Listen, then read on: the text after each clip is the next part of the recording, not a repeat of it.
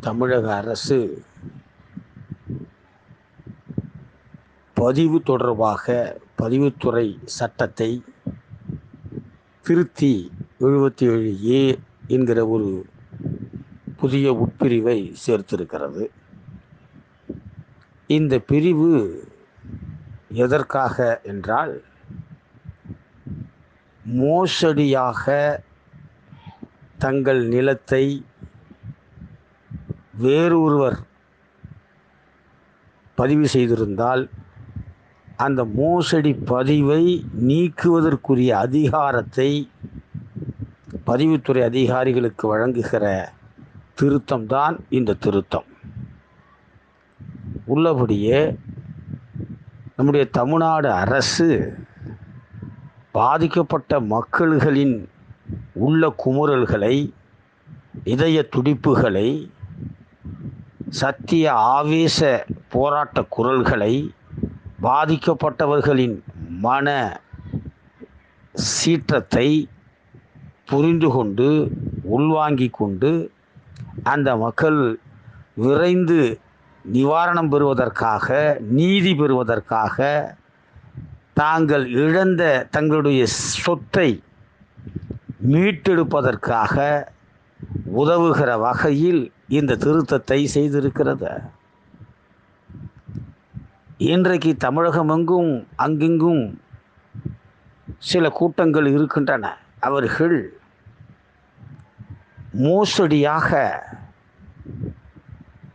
உள்ளபடியே சொத்தை விற்காத நிலையில் விற்றது போல போலியாக கைரேகைகளை வைத்து, போலியாக ஆவணங்களை தயாரித்து, ஆள்மாறாட்டம் செய்து, பல்வேறு சட்ட நுணுக்கங்களுக்குள்ளே புகுந்து அவர்களுக்கென்று தொழில்முறையில் இருக்கிற வழக்கறிஞர்களை வைத்து கொண்டு இன்னும்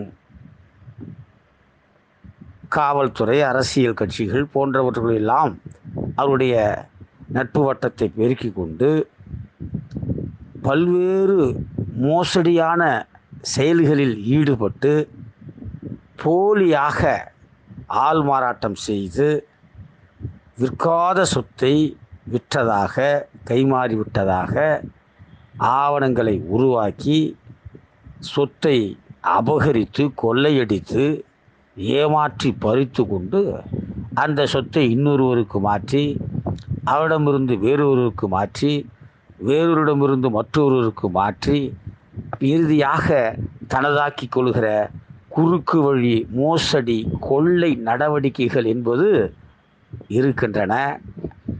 இவற்றையெல்லாம் உணர்ந்துதான் தமிழக அரசு இந்த திருத்தத்தை கொண்டு வந்திருக்கிறது. இந்த திருத்தத்தால் என்ன நன்மை என்றால், மோசடியான வழியில் பாதிப்புக்குள்ளான, சொத்துக்களை இழந்த குடும்பத்தில் இருக்கிறவர்கள் பதிவுத்துறை அலுவலக அதிகாரிகளை அணுகி அவர்கள் நேரடியாக தங்கள் சொந்த தாய்மொழியில் அந்த அதிகாரிடத்தில் தங்கள் குறைகளை அவர்கள் சொல்ல முடிகிறது. உரிய ஆவணங்களை காட்ட முடிகிறது. அந்த அதிகாரிகளை எளிதில் அணுக முடிகிறது. மிக மிக குறைந்த செலவில் தங்கள் வீட்டிலிருந்து அந்த அதிகாரிகளை சந்தித்து விளக்கத்தை தர முடிகிறது. மோசடி வழியில் இழந்த சொத்தை மீட்டெடுப்பதற்கு அவர்கள் எளிதாக போராட முடிகிறது, முயற்சி செய்ய முடிகிறது. அந்த அதிகாரியும் அவ்வப்போது தேவையான ஆவணங்களை பெறுவதையும், எதிர்த்தரப்பினர் கருத்தை உடனடியாக பெறுவதையும் அது இந்த திருத்தம் சாத்தியமாக்குகிறது. இருதரப்பாருடைய வாதங்கள், ஆவணங்கள், கருத்துக்கள், நேர்காணல்கள், வாக்குவாதங்கள் எல்லாவற்றையும் பரிசீலித்து அந்த அதிகாரி காலதாமதமின்றி, இன்னும் சொல்லப்போனால் அந்த இடத்தை உடனடியாக நேரிலே பார்ப்பதற்கும் வசதிகள் இருக்கின்றன. ஏனென்றால் அது அந்தந்த பகுதியில் இருக்கிற சொத்துக்கள். எனவே பாதிக்கப்பட்ட மக்களுக்கு ஒரு நிவாரணம் என்பது இந்த சட்ட திருத்தத்தின் மூலமாக கிடைத்திருக்கிறது. நீதி, நிவாரணம், நியாயம் என்பது பரவலாக்கப்பட்டிருக்கிறது, டீசென்ட்ரலைசேஷன் செய்யப்பட்டிருக்கிறது.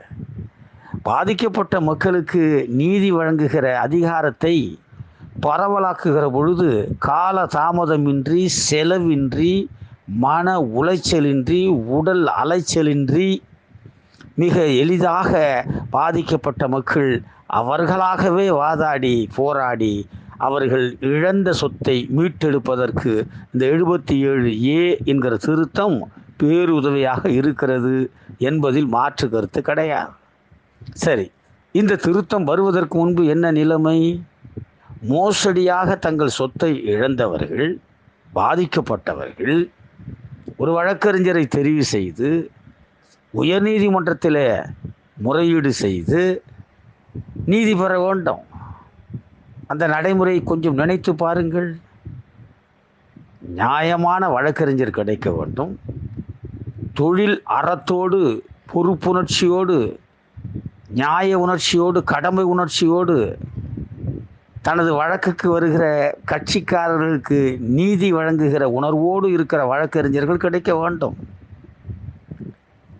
வழக்கு நடைபெறுகிறதா என்பதை அவ்வப்போது கட்சிக்காரருக்கு சொல்லக்கூடியவராக இருக்க வேண்டும். நியாயமான கட்டணம் பெறக்கூடியவராக இருக்க வேண்டும். எதிர்த்தரப்போடு ஒரு கள்ள கூட்டணி வைத்து கொள்ளாத தொழில் நேர்மையுடைய வழக்கறிஞராக இருக்க வேண்டும்.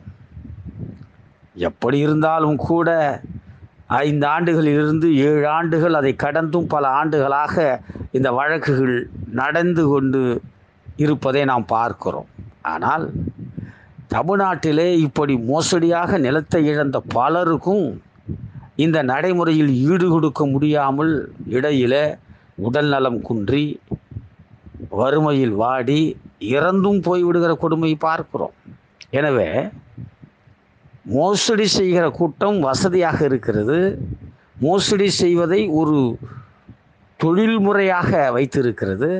அவர்களுக்கென்று வழக்கறிஞர்கள், அவர்களுக்கென்று முன்னாள் இந்நாள் அதிகாரிகள், அரசியல் செல்வாக்குகள், இப்படியாக அவர்கள் பணத்தை வாரி இறைத்து அரசியல் செல்வாக்கை பயன்படுத்தி, உள்ளூர் செல்வாக்கை பயன்படுத்தி, சட்ட நுணுக்கங்களை பயன்படுத்தி அவர்கள் மோசடியை ஒரு தொழில் முறையாக செய்து கொண்டிருக்கிறார்கள். ஆனால் அதை எதிர்த்து போராடுகிற மக்களுக்கு அந்த மோசடி கூட்டத்துக்கு நிகராக பண வசதி இல்லை, செல்வாக்கு இல்லை. எனவேதான் நீதிமன்றத்தில் நீதி கிடைப்பதற்கு காலதாமதமாகிறது. பாதிக்கப்பட்ட மக்களுக்கு விரைந்து நீதி கிடைக்க வேண்டும் என்பதற்காகத்தான் அந்த மோசடியாக பதிவு செய்த சொத்துரிமை பதிவை ரத்து செய்கிற, நீக்குகிற அதிகாரத்தை பதிவுத்துறை அதிகாரிகளுக்கு அந்த 77A வழங்குகிறது. மிகச்சிறந்த ஒரு திருத்தமாக அது இருக்கிறது. எனவே இன்றைக்கு அது குறித்தெல்லாம் கூட வழக்குகள் நடைபெறுவது என்பது மிகுந்த ஆர்வத்தோடு பலராலும் பார்க்கப்படுகிறது. நீதித்துறையில் நீண்ட காலமாக இருந்த அந்த அதிகாரம் இன்றைக்கு நிர்வாகத்துறை அதிகாரிகளுக்கு கொடுக்கப்பட்டிருக்கிறது என்பது குறித்து பிரதிவாதங்கள் நடந்து கொண்டிருக்கின்றன.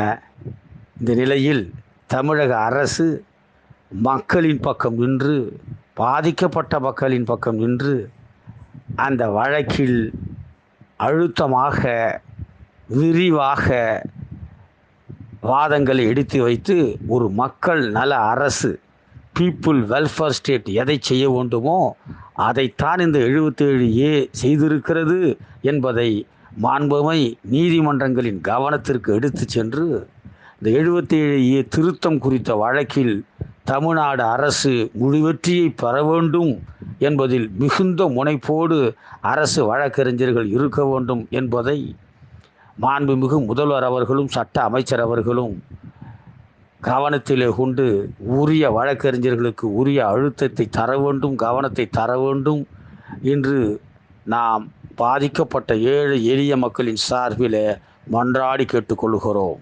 நன்றி, வணக்கம்.